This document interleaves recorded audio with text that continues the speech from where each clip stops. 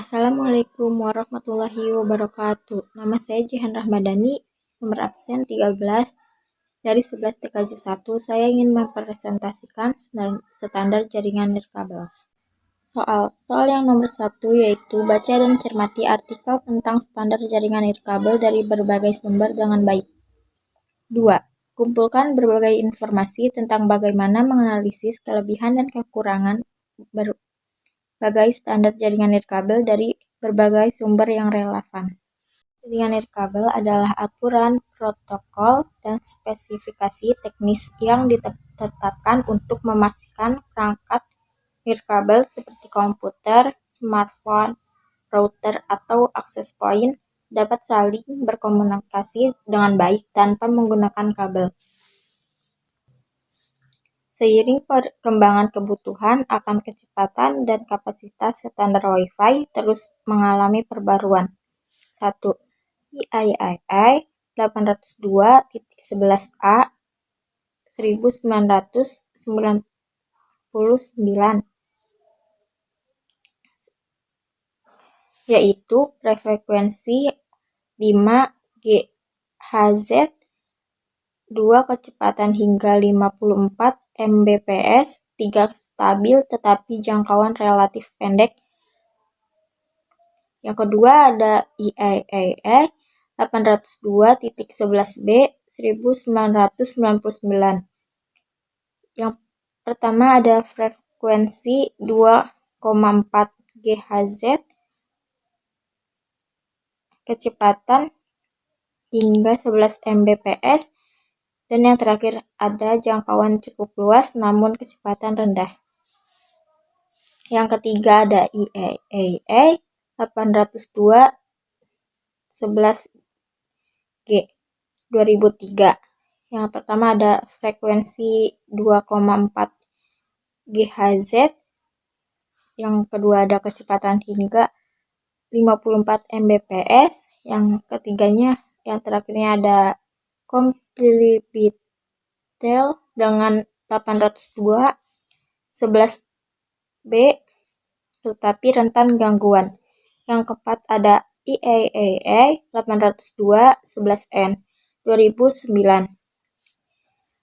yang meliputi frekuensi 2,4 GHz dan 5 GHz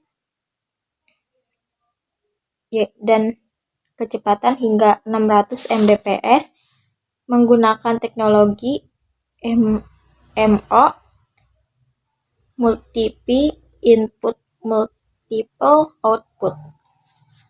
IEEE 802.11ac 2014 yang meliputi frekuensi 5 GHz, kecepatan hingga 1,3 Gbps, dan cocok untuk streaming video HD dan gaming. Yang keenam ada IEEE 802.11ax 2019 Wi-Fi 6 frekuensi 2,4 GHz dan 5 GHz yang meliputi kecepatan hingga 10 Gbps dan mendukung banyak perangkat secara bersamaan dengan efisiensi tinggi. Informasinya, yang ke-1 IEEE 802.11a 1999, kelebihannya yaitu kecepatan cukup tinggi 54 Mbps, bekerja di frekuensi 5 Hz sehingga lebih stabil dan tidak banyak gangguan. Kekurangannya yaitu jangkauan pendek, sinyal lebih mudah terhalang, dinding perangkat modern jarang mendukung. Yang kedua ada IEEE 802.11b 1999, kelebihannya yaitu jangkauan cukup luas, biaya perangkat murah, banyak didukung perangkat lama. Kekurangannya yaitu kecepatan rendah 11 Mbps, mudah terganggu oleh perangkat lain, microwave, dan Bluetooth. Yang ketiga ada IAEA 802.11G 2003. Kelebihannya yaitu kecepatan lebih tinggi 54 Mbps, kompatibel dengan 802.11b, jangkauan cukup baik. Kekurangannya yaitu masih menggunakan frekuensi 2,4 GHz sehingga rentan interferensi. Yang keempat ada IAEA 802.11n 2009. Kelebihannya yaitu kecepatan tinggi hingga 600 Mbps menggunakan frekuensi 2,4 sampai 5 GHz. Teknologi MIMO untuk meningkatkan kekuatan sinyal. Kekurangannya yaitu jika hanya menggunakan 2,4 GHz, rentan gangguan performa menurun jika ada perangkat lama terhubung.